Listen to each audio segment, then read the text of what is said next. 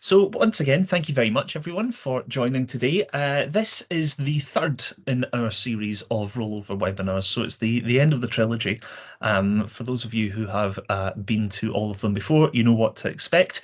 We will run through a little bit about rollover of digitizations and how you can do that within your Talis Aspire tenancy. We'll also do a bit of a demonstration, and there will be plenty of time to answer any questions as we go. I believe we're in for an hour on the calendar today. I don't expect the presentation element of it or the demonstration element of it to take much beyond 30 minutes. Famous last words, but I will try my best to keep to that time. And then if you've got any questions at all that you want to ask, we'll have loads of time for that as well. My colleague Victoria is on the call, and I believe my colleague Tim is as well. They'll be monitoring the chat for me, which is very much appreciated. So if you've got any questions as we go, please do raise them there. But without further ado, I will make a start. So we do this rollover every year. I believe last year was the first time we'd actually split the digitisation rollover from the kind of general Talis Aspire rollover webinar. And the reason being is we wanted to make sure that we had more than enough time to get through everything with regards to digitisation rollover. Some of you who are well practiced in rolling over your digitisations will know that this is pretty much the most time-consuming task that you'll have within Talis Aspire, and I'm sure some of you are nodding along at the moment. So we want to make sure that there is plenty of time just to go over all the nuances of it and to make sure that if there's anything you would like to raise that you got the chance to. There is loads of documentation on this process available on our support site. So ideally, nothing here today will take you massively by surprise, but because it is something that you're probably only doing once a year, it's useful just to have these sessions to kind of get back into the habit of things. So in terms of what we will look at today, we'll begin by looking at the DCS integration, mainly beginning with that because it won't take too long to get through everything I have to say on that.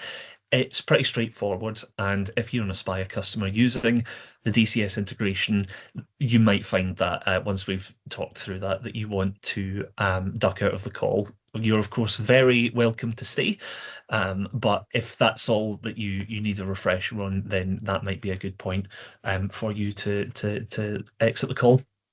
And then we will go over the steps for rolling over in Talis Aspire copyright clearance. We will cover what happens during the rollover process itself. We will talk a little bit about the order of events that you have to follow when you're rolling over. We will talk about preparation that you can do to make sure that the rollover experience is as seamless as it possibly can be. We'll chat a little bit about the validation checks that go on in the background of copyright clearance when you're doing the rollover. We'll chat through your options that you have for your rollover process, and we will give a pretty thorough demonstration of how rollover works as well. And I will finish with just a few words on the CLA's requirement checks for users of the system. But as I mentioned, we will begin with the DCS integration. So, as you'll most likely be aware, there is a fixed window every year within which you need to roll over your scans within the DCS, and that is within the first 2 weeks of June. There are 3 options for how this interacts with Aspire, which I will touch on in a moment. The only other thing to say on the actual rollover itself at the moment is that the advice that we've generally tended to give people is that you can basically, as we'll talk about in a moment, you can roll over a DCS before you roll over Aspire, or you can do that vice versa. Generally, we tend to recommend that you stick to the same order of events year to year. However, if you've done it one way for years and you're now looking to change that, you're now looking to amend the order, all you need to do is let us know. We don't see there being any problems with that. We don't think there's any cause for concern there, but it's useful just to let us know about these things so that we can support you through it and make sure that everything runs smoothly. But like I say, we don't anticipate that you changing the order will have any impact on the success or not of your rollover process. Your options in terms of rolling over, You've got three. Rollover in DCS can happen before you roll over in Aspire. You can roll over your lists in Aspire before you roll over in the DCS, and you can roll over in DCS only. We do have some institutions that don't roll over their reading lists, and typically that has, I think, historically been down to issues with LTI 1.1, which have since been resolved through later iterations of LTI. If you're one of those institutions that is not using rollover within Aspire, however, it's still perfectly possible to roll over only in the DCS. Basically, without going into too much technical detail about what happens behind the scenes, we will look to see if a request in the DCS has been rolled over during the overnight sync process that happens between Aspire copyright clearance and the DCS. And if we find that a request has been rolled over, we will attempt to link the new DCS request to the correct reading list, whether that reading list has been rolled over or not. So in that first instance, during the overnight sync, Aspire will identify that the DCS item has been rolled over. Aspire will automatically create a rollover of that request, and that new request will link to the new list.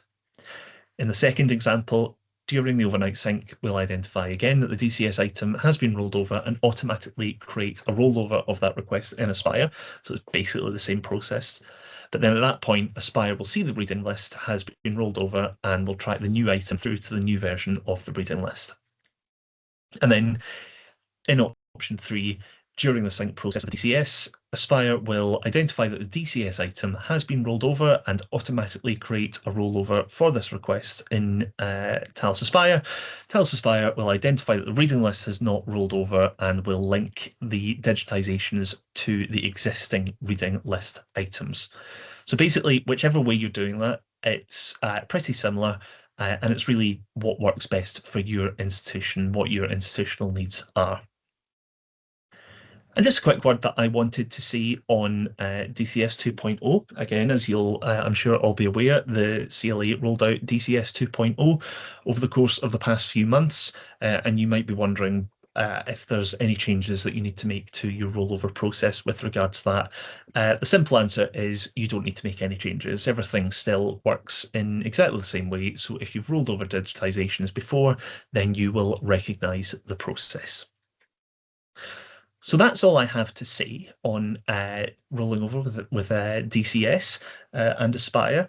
If you've got any questions about that process, do feel free to put them in the chat, and we will, like I say, we'll have plenty of time to address those at the end of the session. If that's all you came here for, if you just wanted a refresher on how rolling over with the DCS works, then feel free to drop off the call. But if not, you're very welcome to stay as we move on to talk about copyright clearance rollover within Talis Aspire. So I have broken this down diagrammatically, and not just because I love saying the word diagrammatically. I've broken it down to try and straighten out exactly what the sequence of events is, and just to make it as clear as possible. So we'll begin with a 25-26 reading list that is represented by that stack of books there. So if you've got that reading list and you request a digitization, that generates a request number in the copyright clearance area. That scan is then obtained and associated with that request number. And once all the checks are complete, that scan goes live. That scan is then valid for 12 months under the terms of the CLA license. So you will, once you get to the end of that 12-month period, you're going to have to roll it over into the next academic year to ensure that it's available for your students next year. So you want the scan to be available for the next year, and you'll need to roll over your scans to do that. But an important point to stress is that your list rollover has to happen first. You must roll over your lists before you roll over your scans.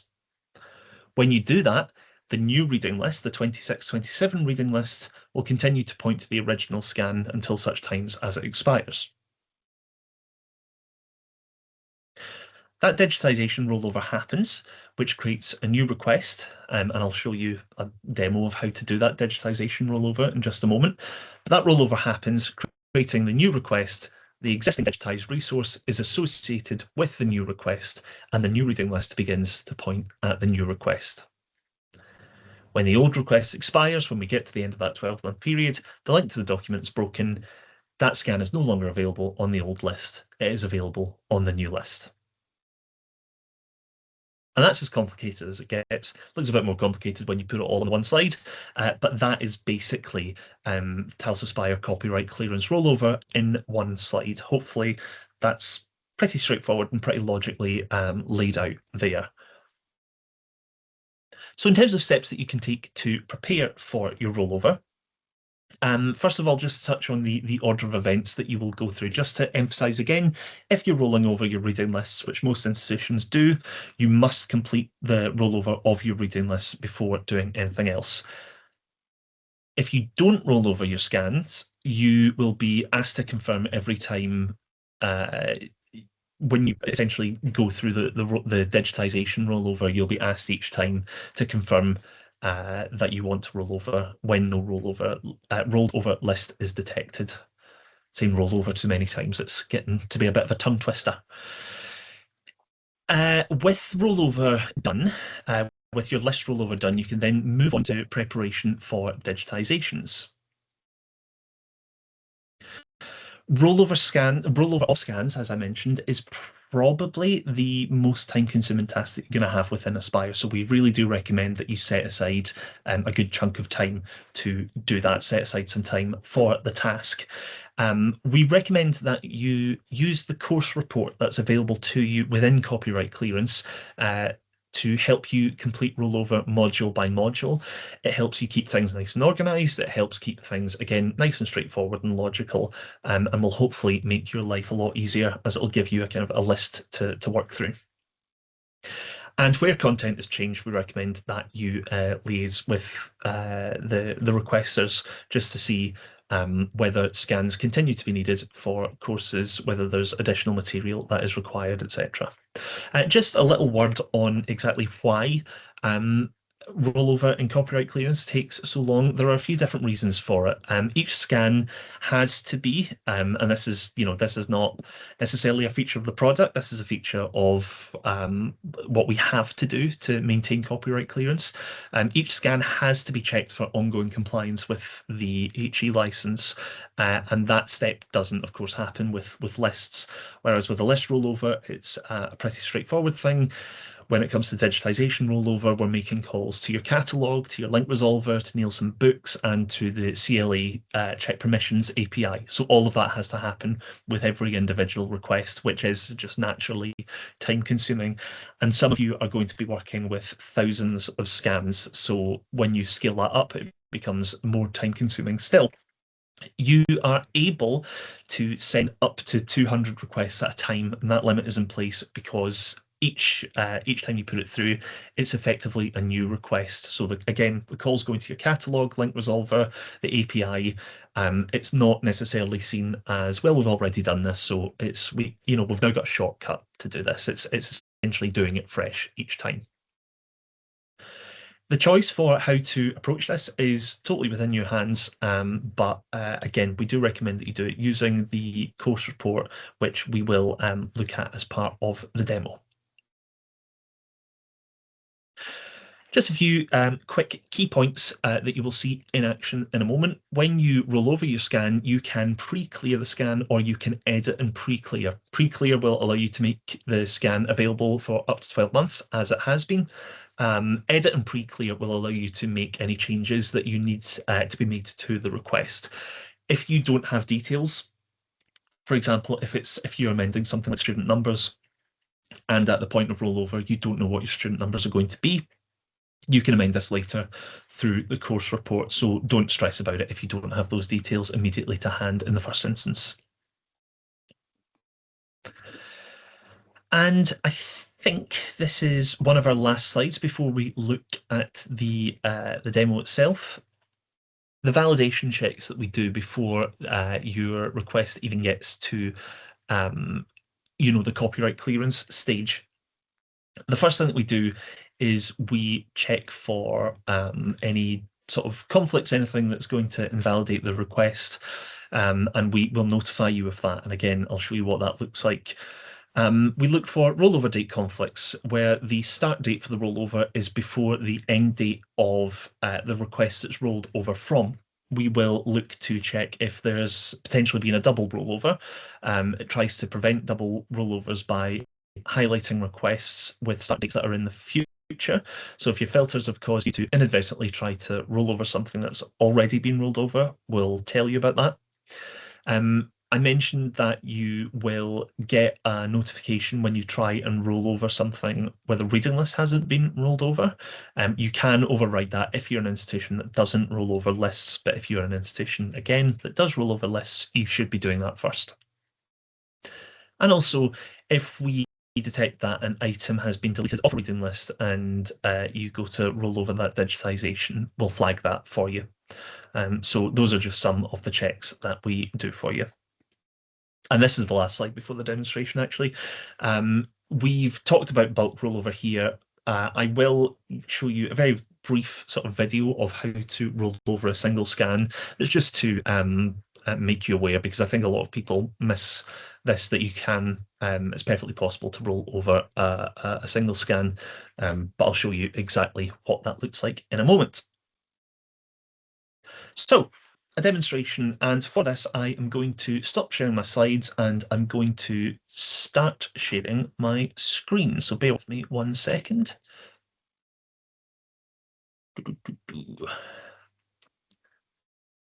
And we have it here. There we go. Always a relief when sharing your screen goes smoothly, I think. So hopefully, I'm just going to put you on my other screen so that I can still see. There we go. Hopefully you can see my screen now. Please do pop in the chat if you can't. This is just, like I say, a short video demonstration of exactly what rollover looks like. So we recommend, as I've said, that you use the course report to assist you when you're rolling over. So go to report by courses. You'll see here that we have 1,134 courses with scans attached. Now we're able to filter that down. We can input a specific date range, which you'll see is happening here. We put in the academic year for 24-25, and we hit apply filters, and we've got all of the courses with digitizations attached within that specific academic year. So these are all the course codes that we're going to have to roll over scans for. We can download that report using the option in the top right corner, and all the course codes we need to consider are going to be available to us. Once we've done that and we've got an idea of exactly what has to be done, we are going to roll over via the rollovers screen. Nice and self-explanatory. So go in there and go to available for rollover. Scans available for rollover are scans that are currently live or scans that have recently expired. You'll see we've got 614 that are eligible for rollover there. We can filter this list down by time period. So that's a time period within your Aspire tenancy. You can also choose the reporting period. So that is the CLA's own reporting period, which runs from, I believe it's July to June. Or you can filter by specific dates, which you can see there, the course start and course end date. And we can then filter down even more with those specific course codes that we've got from the report. It's probably worth mentioning that if you're using a single time period and you have loads of course codes that are on that report that you download, it's probably worth prioritising those courses that you know are running in semester 1, just to make sure that those are available in advance of the academic year starting. You can see that we've filtered it down there. We've removed the course start and course end date. I wouldn't do that if I were in your position, but it's done in this video because we're going to demonstrate some of the error messages that you can get, and we had to remove those filters to do that. So you can edit before you pre-clear. Again, as I mentioned, if you want to change things like student numbers, that sort of thing, or you can hit pre-clear. You'll see there that you get the kind of the warning message just to let you know that you won't be able to edit any of the request values, and everything will remain exactly the same. It'll just be rolled over for another 12 months, and you can put in new start and end dates as well. And I believe in a second we'll show you where the edit Yeah, there you go. Edit and pre-clear option is there as well. So if there's anything that you want to edit, you can do. You can always come back to that later via the course report if new data becomes available. But we'll hit pre-clear now. We will get another message just to make sure that we definitely want to do that. And we will run through those validation checks, the things like the no rollover detected or a potential double rollover. We'll check for all that at the moment. So just to stress, we are not doing the copyright checks at the moment. That'll take a few seconds. There we go, and we can see that the stage for that rollover says action needed. So there's something requiring our attention in there. And you'll see we've got a whole host of different notifications that have come through here. So we have detected that one of those requests is linked to a reading list that doesn't seem to have been rolled over. And that filter by requests button on the right-hand side is going to allow us to just basically snap to those resources that are included in that. Which I believe I'll hit in a sec. There we go. So we can, filter down that list of exceptions by the error message that is showing there. You'll see that we can also see the deleted items, or rather the deleted lists and the rollovers that are connected to that, and potential double rollover situations as well. And then when that's done, we can resolve or remove those items that we are attempting to roll over. And so when we do that, we'll try and validate again, and there's still stuff for us to do. So this item on the reading list has been deleted. We go to resolve, and we've got the option to remove it or remove it and archive it.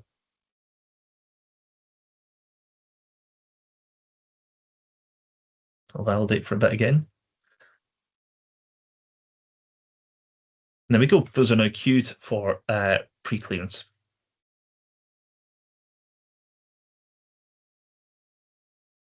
Put them through again. We'll go through the validation stage, and I believe we skip forward a wee bit here, just so that you're not waiting for that to happen. Or perhaps not.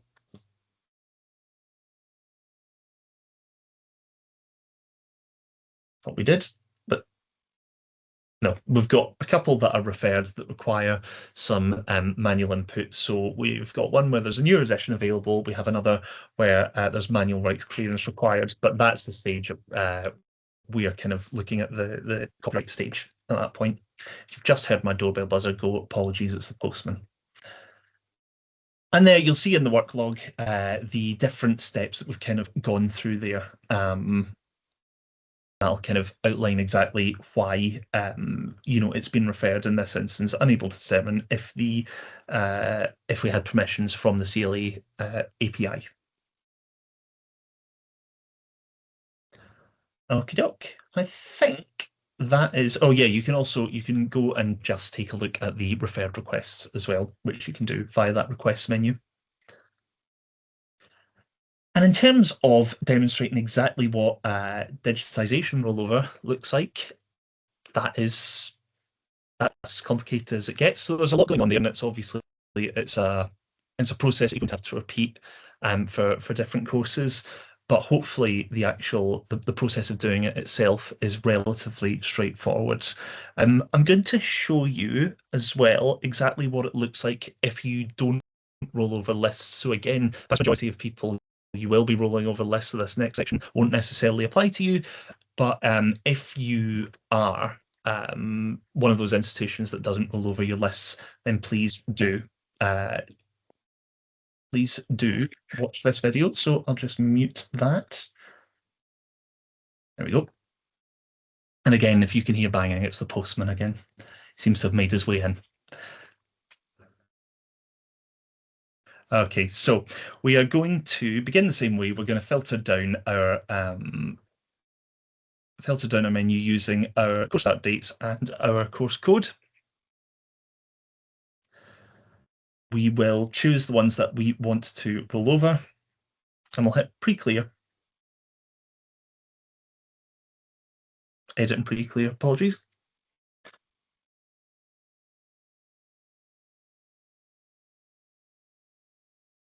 I'll take a moment to load. And there we go. Before we've got to that stage of doing the copyright checks, we can see that there are 3 requests here that are linked to reading list items that haven't been rolled over. So the list itself has not been rolled over. However, if you are one of these institutions and there is logic within the system to support that, what we'll do is we'll select all of the different entries there. I'll hit resolve, and you'll see that you're kind of talked through this process. So we have, if your policy is to roll over reading lists, perform a reading list rollover. Again, that's kind of essential if you're one of those institutions that does the rollover.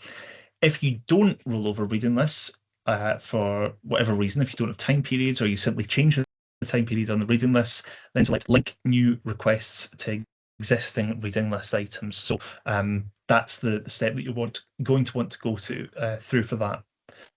And if you want to do it at a later point, you can still hit manually link, and that'll let you do it later.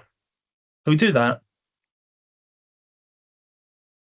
Take us through the loading screen again, and then we can just pre-clear the queue, and we will put them through the CLA checks.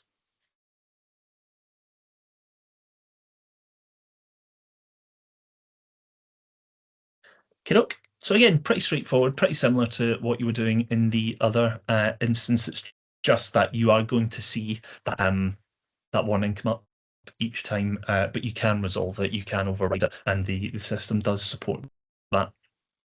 And the very last thing I'll show you as part of this demo is what it looks like to roll over an individual scan. Oh, there's David talking to me there. So we are in the copyright clearance menu.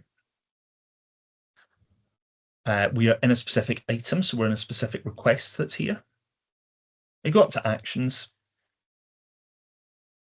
And if we hit begin rollover pre-clearance, that'll let us roll over that individual item. It treats this very much like an edit and pre-clear, so it'll ask us to input any renewed details or update any details. And once we're ready, we can hit pre-clear rollover, and that will roll over that one request.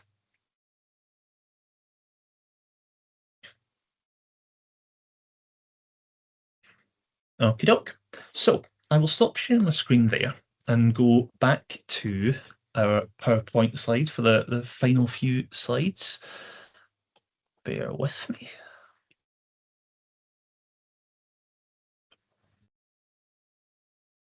And I think, from what I can hear, I think the postman has now gone, so I don't think we're due any more interruptions, so that's good.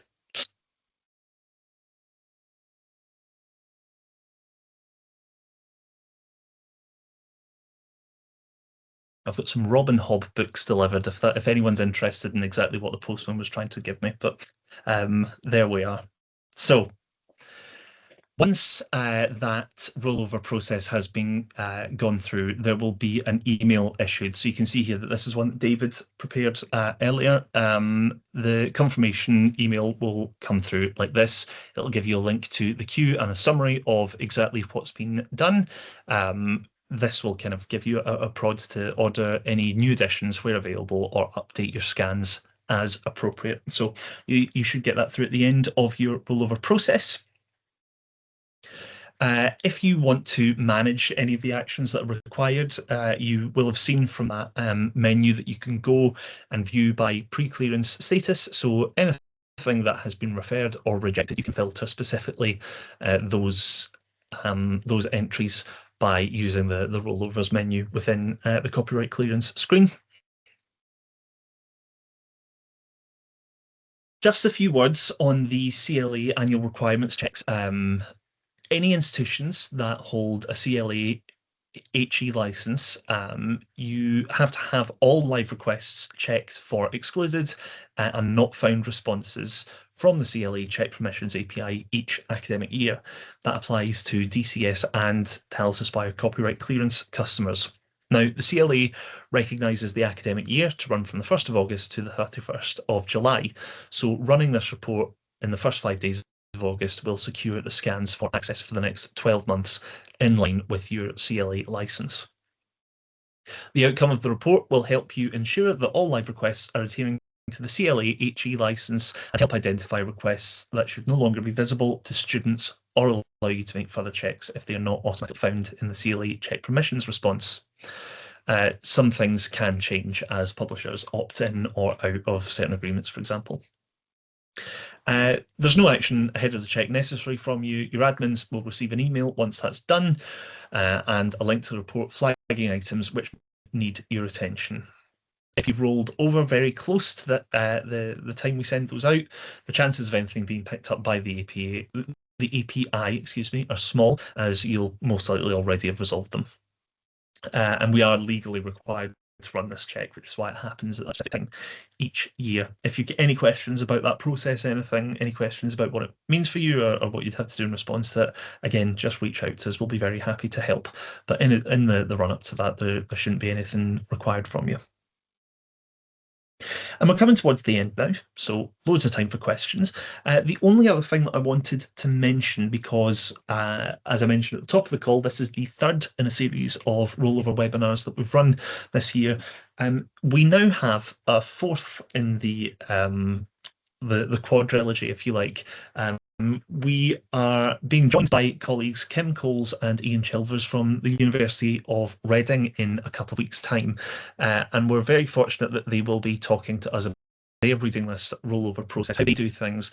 They'll be sharing a little bit about the workflows they've developed around this to put into practice each year. And they will also be wanting to kind of engage as many librarians as possible from other institutions to find out how you do things, tips that you have for streamlining workflows or speeding the process up or making sure the process is as thorough as it can be. So Kim and Ian will be joining us on the 4th of June, Thursday the 4th of June at 2 o'clock. I've put the link to the Teams event there. If Victoria has the link, perhaps you can pop that in the chat for me. That'll allow you to sign up. Anyone and everyone welcome. Please do join us and get involved in the conversation. I know that Kim spoke to Kim last week. She said she was very keen to hear how other institutions are going about the rollover process. So do join us and we will that'll be a great event, and we're always delighted to feature speakers from Aspire institutions. So if there's something at your institution that you would love to come and talk to people about, do just send us across an email and we will be more than happy to talk through that with you. But on rollover, that is all I have to say for today. Loads and loads of time for questions.